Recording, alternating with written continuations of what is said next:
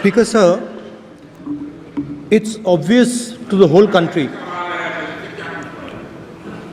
It's obvious to the whole country that there is a very serious problem in our examination system. This is not just a question of NEET, it is in all the major examinations. Now, the minister has blamed everybody except himself. Right? I don't even think he understands the fundamentals of what is going on here. आप प्रश्न क्या है आपका? आ रहा हूं sir ये मैं question को सेटअप कर रहा हूं। इसलिए प्रश्न पूछ रहा हूं। ये the issue is that there are millions of students in this country who are extremely concerned at what is going on and who are convinced that the Indian examination system is a fraud. That is what is at stake here. Millions of people believe that if you are rich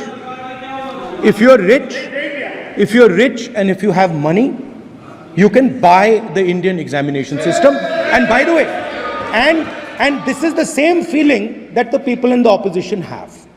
And that is why we are asking some very simple questions to Honorable Minister. Number one, as this is a systemic issue, what exactly are you doing to fix this issue at a systemic level? Yes. That's the first question. Okay. मेरे जो शिक्षा है, मेरे जो संस्कार है, मेरे जो सामाजिक जीवन है, मेरे को मेरे राज्य की, मेरे सूबे की जनता की स्वीकृति मिली है। मैं किसी की, मेरे बौद्धिक और मेरे संस्कार की सर्टिफिकेट मेरे को सारी सदन में किसी से नहीं चाहिए। देश की प्रजातंत्र में चुन के मेरे नेता प्रधानमंत्री मोदी जी को प्रधानमंत्री की भूमिका दिया है। मैं उनकी निर्णय से यहाँ उत्तर दे रहा हूँ सदन को। बाकी ये कहना चिल्लाने से सच झूठ नहीं हो जाएगा साहब। ये जो कहा गया देश की अभी की एग्जामिनेशन सिस्टम रबिश है सर, इससे दुर्भाग्यजनक बयान देश की नेता प्रतिपक्ष का कुछ नहीं हो सकता है सर। मैं कठोर शब्द से उसको निंदा करता हूं।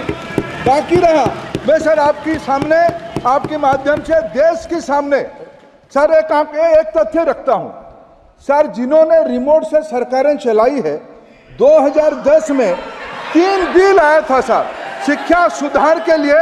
उन्हीं की पार्टी के नेता आदरणीय कपिल सिब्बल साहब 3 बिल लाए थे।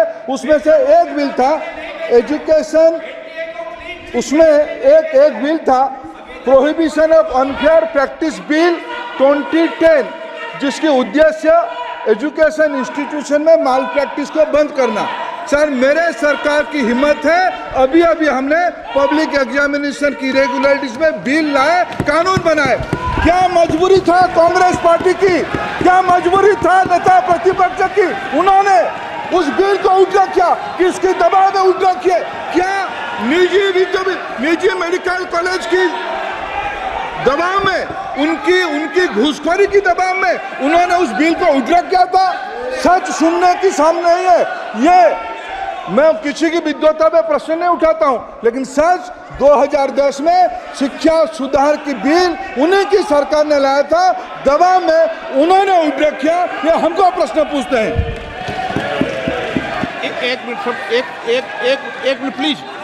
Minute please.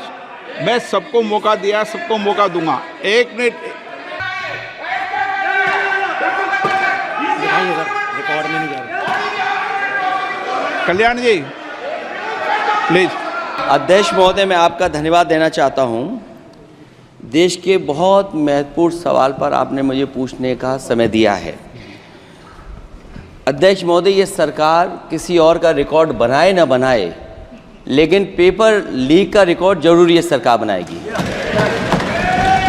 अध्यक्ष महोदय, मुझे इसके बैकग्राउंड में नहीं जाना है कि पूछें। अध्यक्ष महोदय, मुझे बैकग्राउंड में नहीं जाना है कि कब, कैसे, किस संस्था को बनाया गया है। पूरे देश के छात्र इस पे आंदोलित थे।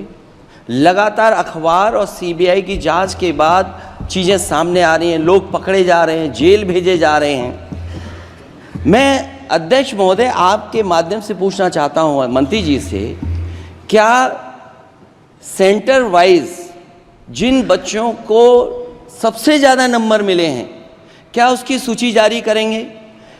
30,000 सीटें जहाँ हैं, कई सेंटर अध्यक्ष महोदय ऐसे हैं जहाँ 2,000, 2,500 बच्चे पास हो गए हैं। सरकारी सीटें 30,000 हैं, कई सेंटर में 2,000 से ज़्यादा पास हो गए। कई प्रदेश के ऐसी जगह है जहाँ पर कुछ सेंटर से 600 से 650 से ज़्यादा सबसे ज़्यादा नंबर हैं।